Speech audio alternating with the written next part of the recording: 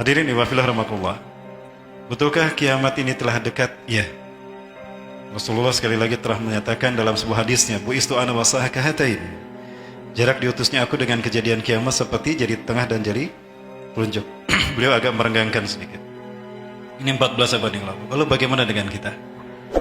Ya, kita tentu berada di pintu gerbang kiamat. Saya yakin kita berada di pintu gerbang kiamat. Semua tanda-tanda yang Rasulullah sampaikan tentang kita berada di pintu gerbang kiamat sudah Rasulullah jelaskan dan terbukti hari ini terjadi. Apa saja? Yang pertama, Rasulullah mengatakan dalam hadisnya, baina yaday sa'ah, di pintu gerbang kiamat sini nakhwati'atan, akan muncul tahun-tahun penuh dengan tipu daya dan tipu muslihat. Indikasi ciri kalau kita berada di pintu gerbang kiamat adalah yukadzabu fiha shadiq, orang-orang yang jujur didustakan, orang-orang yang berkata benar dibohongi. Mereka ditangkap, dipenjara, dipersekusi, dinodai, bahkan dibunuh. Dan sebaliknya ketika orang yang benar berkata jujur didustakan, dibohongi, maka pendusta pembohong dibenarkan. Ya. Masalah itu yang kedua. Dan indikator yang ketiga dari pintu gerbang kiamat telah terbuka adalah wa yu'tamanu fil kha'in. Para pengkhianat diangkat menjadi pemimpin, penguasa, pejabat. Ya. Itu 3 indikator kalau kita berada di pintu gerbang kiamat. Pertanyaannya, dari 3 tanda tadi, mana yang belum terjadi? Orang yang berkata benar, yang berkata jujur didustakan, sudah terjadi? Sudah. Di mana? Para pendusta, para pembohong, para pembual dibenarkan, sudah terjadi? Sudah. Di mana, Mas? Yang ketiga, para pengkhianat diangkat menjadi pemimpin, penguasa satu bangsa, satu kaum, diangkat menjadi pejabat. Sudah terjadi? Di mana, Mbak?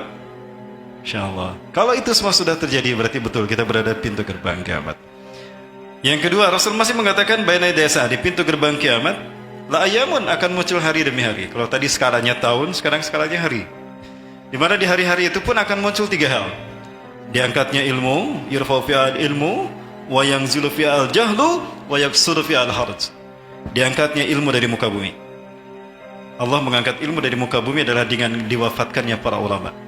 Inna Allah la yaf'al ilma minad dunya irtifa'an aw intiza'an mubasharatan. Sesungguhnya Allah tidak mengangkat ilmu dari muka bumi dicabut begitu saja.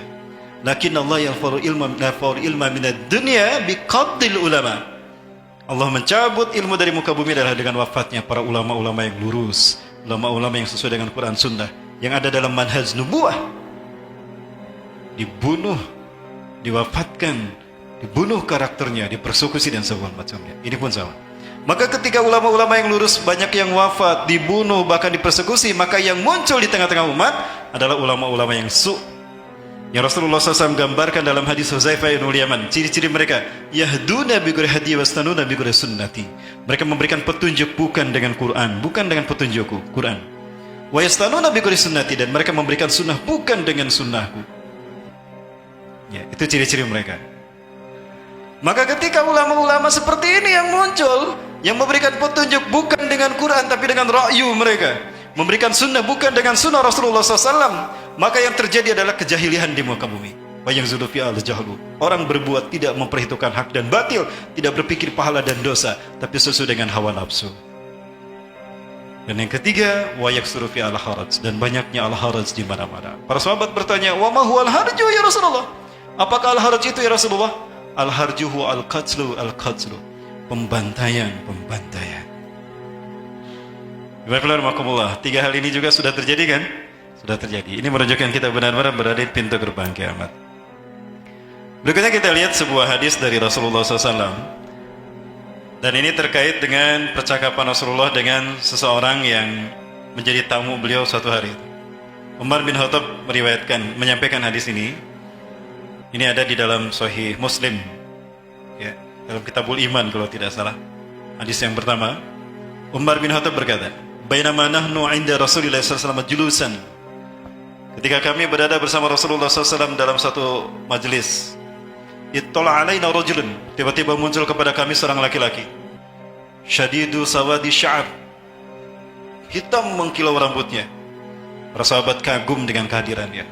Wa syadidu bayadi thiyab, putih cemerlang pakaiannya. Wala nura minhu min athari safar, tidak terlihat bekas perjalanan jauh pada wajahnya. Seolah-olah dia tidak pernah melakukan perjalanan jauh. Lalu duduk di hadapan Rasulullah SAW, sila di hadapan Rasulullah, meletakkan kedua lututnya dikenakan dengan kedua lutut Rasulullah SAW.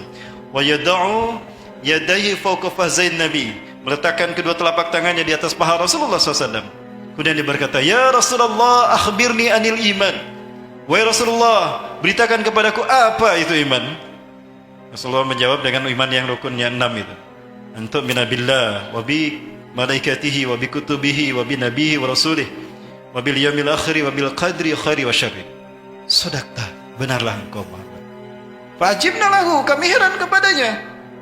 Dia bertanya tapi juga membenarkan. Jangan ngetes ini sama Rasulullah nih. Ya, nanya kok ngebenerin. Nanya lagi tentang Islam. Akhbirni anil Islam, beritakan padaku tentang apa itu Islam. Dijawab dengan rukun Islam yang 5. Nah, setelah dijawab rukun Islam yang 5 tadi, anta syahada la ilaha illallah wa anna muhammadar rasulullah wa tuqimus salata wa tu'tiyaz zakata wa tasuma ramadan wa tahujjal baita man istata'ta ilaihi sabila. Dijawab begitu, dia berkata lagi, sadaqta, benarlah Anda. Makin heran para sahabat, kenapa kok nanya membenarkan? Akhbirni anil ihsan, beritakan padaku apa itu ihsan. Rasulullah menyampaikan, anta'budallah ka'annaka tarah fa in lam takun tarah fa innahu yarak. Engkau beribadah kepada Allah selama engkau melihatnya, dan jika engkau tidak melihat Allah, yakini Allah melihatmu. Nah, yang berikutnya nih, beliau bertanya, akhbirni mata taqumus sa'ah, beritakan padaku kapan kiamat terjadi. Saat itu Rasulullah tersenyum. Mal mas'ulu bi'alama minas sa'il, yang ditanya tidak lebih tahu dari yang bertanya. Kita sama-sama nggak tahu mas bro. Ya, tersenyum dia. Lalu dia berkata lagi, akhbirni an asyratiha, kalau begitu beritakan padaku tentang tanda-tandanya. Nah, Rasulullah menjawab, antalidal ammatu rabbataha. Tanda yang beliau sampaikan pertama kali ketika ditanya orang ini, apa tanda kiamat, adalah antalidal ammatu rabbataha, seorang budak melahirkan majikannya. Apa maksudnya budak melahirkan majikan? Ada beberapa ulama memberikan takwil terhadap hadis ini, ulama kontemporer. Ada yang mengatakan anak memperlakukan ibu sebagai pembantu. Sudah terjadi belum? Sudah terjadi. Anak yang mau sekolah, mami mana ini bajunya, kok belum diistrika? Istrika dulu ah. Malu dong saya di hadapan teman-teman, masa pakai baju sekolah? Kusut, ibu diperlakukan seperti pembantu. Sudah terjadi? Sudah. Baik. Ada juga menakwilkan budak melahir majikan ini adalah, kita lihat mereka para TKW yang ada di luar negeri. Mereka mengandung anak dari majikannya karena mereka didodai oleh majikannya, sehingga mereka mengandung hamil dari majikannya. Maka lahirlah anak-anak majikan dari para budak. Ada juga mengatakan demikian, dan ini sudah terjadi. Itu dah yang Rasulullah sebutkan pertama. Kemudian yang berikutnya, wa tara ra'al ghanam al-masakin hufatan yaskununa fi uratan yaskununa fi makanin murtafi' wa hum yatatawwaluna fil bunyan hatta 'ala fawqal jabal. Engkau akan melihat para pengembala kambing yang miskin, telanjang kaki, telanjang badan. Mereka mengembalakan kambing, mereka akan tinggal di gedung-gedung bertingkat, dan mereka akan berlomba-lomba mendirikan bangunan hingga tinggi mengalahkan tingginya gunung. Sudah terjadi belum ya satu ini?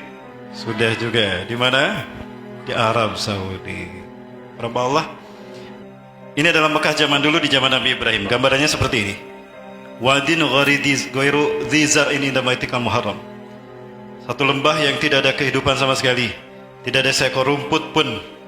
Tidak ada air setetes pun. Susah di sana. Inilah lembah Arab dulu, Mekah zaman dulu. Ya. Dan ini gambaran Makkah di zaman Rasulullah SAW. Sudah mulai ada bangunan, sudah mulai ada Ka'bah tinggi, dan gedung-gedung juga sudah ada, namun tidak setinggi apa yang tadi disebutkan Rasulullah SAW di akhir zaman nanti. Dan ini Makkah hari ini, gambaran Makkah yang seperti dijelaskan oleh Rasulullah SAW. Para pengembala kambing yang dulu mereka miskin, telanjang dada, tanpa alas kaki, mereka sekarang tinggal di gedung-gedung bertingkat. Mereka kaya raya. Bahkan mereka berlomba-lomba mendirikan bangunan hingga tinggi mengalahkan tingginya gunung, sekalian. Dan ada yang menarik di sana disebutkan oleh Rasulullah SAW, yaitu bayang-bayang asah menutup Ka'bah. Tanda kiamat telah dekat apabila kamu melihat bangunan yang tinggi, lebih tinggi dari Ka'bah, lebih tinggi dari Masjidil Haram, dan as-sa'ah di sana menutup Ka'bah. Waktu pertama saya membaca hadis ini, saya kurang begitu paham apa maksud Rasulullah SAW bayang-bayang as-sa'ah menutup Ka'bah. Begitu berdiri Zamzam Tower, saya baru paham ini yang dimaksudkan oleh Rasulullah SAW.